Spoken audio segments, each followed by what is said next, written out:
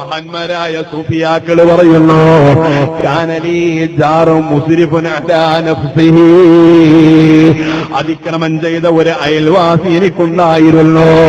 വകുന്തു ആമറുഹു ബിത്തൗബതി ഫലാ യഫ്അലു, അദ്ദേഹം തെറ്റ് ചെയ്യുമ്പോ ഞാൻ അയാള് പറയും, മോനെ നീ തെറ്റ് ചെയ്യല്ലടാ, നീ കള്ളു കുടിക്കല്ലടാ, നീ വേണ്ടാധീനത്തിന് പോകല്ലടാ, മോശത്തരങ്ങളിൽ നിന്ന് മാറി നിൽക്കടാ എന്ന് എന്റെ കൂട്ടുകാരനും എന്റെ അയൽവാസിയുമായ പൊന്നു സഹോദരൻ ചെയ്യുന്നത് കണ്ടപ്പോ ഞാൻ അയാളോട് തെറ്റിലേക്ക് പോകരുത് എന്ന് പലതവണ ഉപദേശിച്ചു. പക്ഷേ ഒരു ഉപദേശവും അദ്ദേഹം സ്വീകരിച്ചില്ലല്ലോ.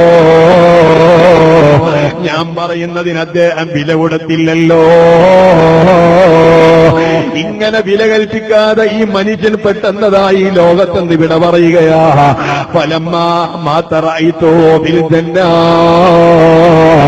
ഈ വലിയ സൂഫി വര്യം പറയുന്നു, ഞാൻ പറഞ്ഞതനുസരിക്കാതെ തൗബയിലേക്ക് സമയം കളയാതെ ഈ ചെറുപ്പക്കാരൻ മരിച്ചപ്പോ അദ്ദേഹത്തിന് ഞാൻ സ്വപ്നത്തിൽ കണ്ട നേരത്തെ അത്ഭുതപ്പെട്ടു പോയി. എന്റെ കണ്ണ് തള്ളിപ്പോയി. റഅയ്തുഹു ഫിൽ ജന്നാ, ഞാൻ അയാളെ കാണുന്നത് സ്വർഗത്തിലാണ്. ഞാൻ വല്ലാതെ അത്ഭുതപ്പെട്ടു പോയി. അത്ഭുതപ്പെടണമല്ലോ.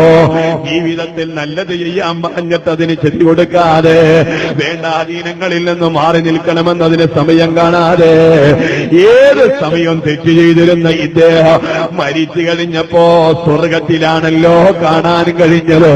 ഈ സൂഫിയായ മഹാപണ്ഡിതന് വല്ലാത്ത അത്ഭുതമായി. അദ്ദേഹത്തോട് ചോദിച്ചു, ബിമനിൽ തഹാദിഹിൽ മൻസില, എന്തിനാണ് മോനെ നിനക്ക് ഇത്രയും വലിയ സ്ഥാനം കിട്ടിയതാ?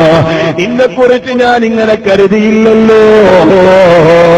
നിനക്ക് ഇത്രയും മഹത്വം കിട്ടുമെന്ന് ഞാൻ വിചാരിച്ചില്ലല്ലോ. ബിമനിൽ തഹാദിഹിൽ മൻസില, ഈ ഒരു മഹത്തായ പുരോഗതിയിലേക്ക് നീ എത്തിപ്പെടാനുണ്ടായ കാരണമെന്താ എന്ന് ചോദിക്കുന്ന നേരത്ത് മരിച്ചുപോയ സ്വർഗലോകത്തേക്ക് എത്തിയിട്ട് അവിടെ ചെന്ന് സന്തോഷത്തോടുകൂടെ വാഴുന്ന ആ ചെറുപ്പക്കാരൻ പറയുള്ളൂ, ഓ ശൈഖവറുകളെ, ഞാനൊരു വയലിന്റെ മജ്‌ലിസിൽ ചെന്നപ്പോ, ഒരു ഹദീസ് പറയുന്ന പണ്ഡിതന്റെ ചാരത്ത് ചെന്നപ്പോ, ഒരു മഹാപണ്ഡിതന്റെ ചാരത്ത് വന്നിരുന്നപ്പോ അദ്ദേഹം പറയുന്ന ഒരു വാക്ക് ഞാൻ കേട്ടുപോയി.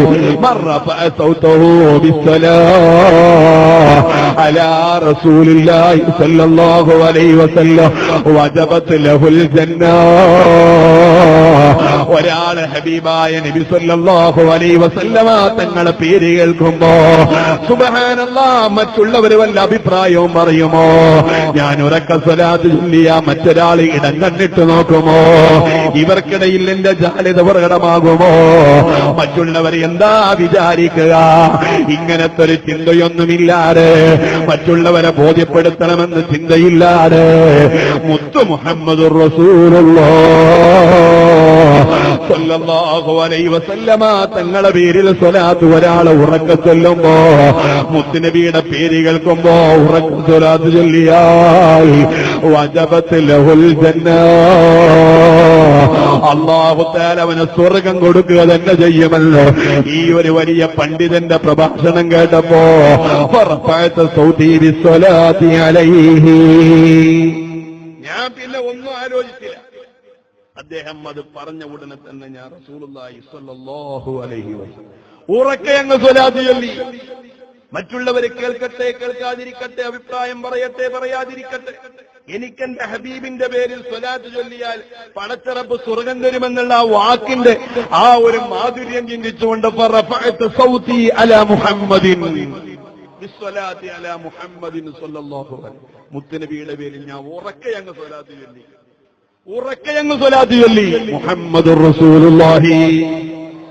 എന്റെ ഒച്ച കേട്ടപ്പോൾ, എന്റെ സ്വലാത്ത് കേട്ടപ്പോ, എന്റെ സ്വലാത്തിന്റെ ശബ്ദം കേട്ടപ്പോ എന്റെ ചാരത്തുള്ള ഒരു മനുഷ്യൻ മാത്രമല്ല, ആ മജ്‌ലിസിലുള്ള മുഴുവൻ ആളുകളോ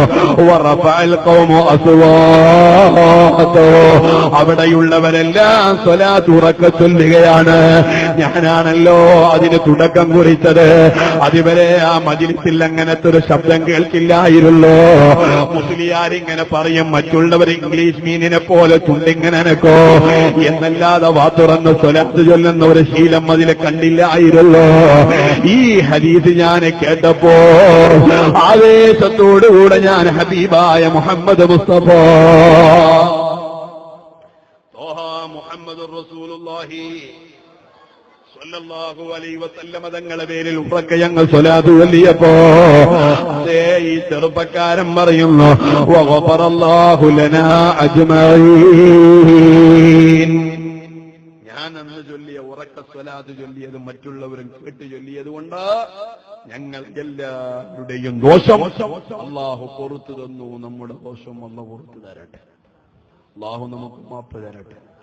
നമ്മുടെ ജീവിതത്തിൽ വന്നുപോയ പാകപ്പിഴവുകൾ അല്ലാഹുവേ നീ ഗഫൂർ ചെയ്യണേ അല്ലാഹ്.